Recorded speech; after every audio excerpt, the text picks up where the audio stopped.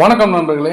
நாம் அந்த பதிவில் என்ன பார்க்க போகிறோம் அப்படின்னா, இபிஎஃப்ஓ அதிகாரிகள் இபிஎஸ் 95 என்ஏசி உறுப்பினர்களுடன் உயர் ஓய்வூதியத்தை பற்றி விவாதிக்கின்றனர் அப்படிங்கிற தலைப்பு தான் நம்ம அந்த பதிவில் பார்க்க போகிறோம். நீங்கள் நம்ம சேனல் புதுசுனா நம்ம சேனலை மறக்காமல் சப்ஸ்கிரைப் பண்ணிக்கோங்க, கூடவே பெல் ஐக்கனையும் ப்ரெஸ் பண்ணுங்கள். ஸோ வாங்க வீடியோக்குள்ள போகலாம். 8 ஆண்டுகளாக ஓய்வூதியர்கள் குறைந்தபட்ச ஓய்வூதியத்தை அதிகரிக்க வேண்டும் என்று வாதிடுகின்றனர். தற்போது சராசரியாக மாத ஓய்வூதியமாக ரூபாய் 1450 மட்டுமே பெறுகின்றனர்.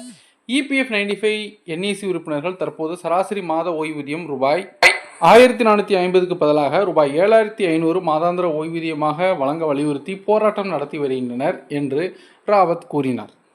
இந்த மாத தொடக்கத்தில் மத்திய தொழிலாளர் மற்றும் வேலைவாய்ப்பு அமைச்சர் மன்சுக் மாண்டவியா இபிஎஸ் 95 என்ஏசியின் பிரதிநிதிகளை சந்தித்தார்.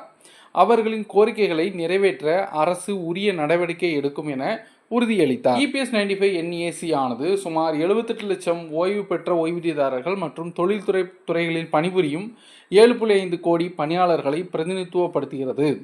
இந்த அமைப்பின் தலைமையகம் மகாராஷ்டிராவில் உள்ளது. பல ஆண்டுகளாக அவர்கள் விடாப்பிடியாக முயற்சி செய்தும் ஓய்வூதியத்தை உயர்த்துவதற்கான அவர்களின் கோரிக்கைகளை அரசாங்கம் இன்னும் கவனிக்கவில்லை என்று ராவத் குறிப்பிட்டார். ஓய்வூதியம் பெறுவோர் கடந்த 8 ஆண்டுகளாக குறைந்தபட்ச ஓய்வூதியத்தை உயர்த்த கோரி வருகின்றனர். ஆனால் அரசாங்கம் அவர்களின் கோரிக்கைகளை நிவர்த்தி செய்யவில்லை. இபிஎஃப்ஓ அதிகாரிகளுடான சமீபத்திய சந்திப்பு இபிஎஸ் உறுப்பினர்கள் மற்றும் அவர்களது வாழ்க்கை துணைவர்களுக்கு சிறந்த நிதி மற்றும் மருத்துவ பலன்களை பெறுவதற்கான அவர்களின் தொடர்ச்சியான போராட்டத்தில் ஒரு படியை குறிக்கிறது. தூதுக்குழுவின் முயற்சிகள் ஓய்வு பெற்ற தொழிலாளர்களின் நிலைமைகளை மேம்படுத்த இந்தியாவின் துறைகளுக்குள் ஒரு பரந்த உந்துதலை பிரதிபலிக்கிறது. இந்த ஓய்வூதியங்களை நம்பியிருக்கும் மில்லியன் கணக்கானவர்களுக்கு இந்த விவாதங்களின் முடிவு முக்கியமானது. இபிஎஸ் 95 என்ஏசி அதன் உறுப்பினர்களுக்காக அயராது வாதிடுகிறது. இந்த சந்திப்புகள் அவர்களின் நிதி பாதுகாப்பு மற்றும் சுகாதார அணிகளில் உறுதியான முன்னேற்றங்களுக்கு வழிவகுக்கும் என்று நம்புகிறது. ஸோ வீடியோவை லைக் பண்ணுங்கள், ஷேர் பண்ணுங்கள். மறுபடியும் அடுத்த வீடியோவில் சந்திப்போம். நன்றி, வணக்கம்.